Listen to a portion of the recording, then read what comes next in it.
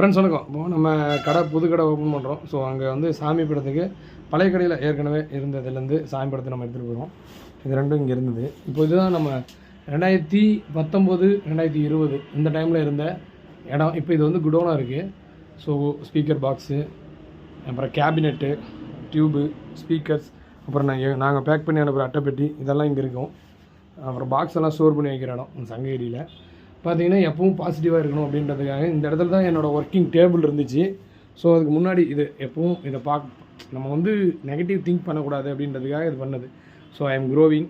நம்ம வந்து குறிக்கோளில் கரெக்டாக இருக்கணும் அப்படின்றதுக்காக அந்த அம்பு இது.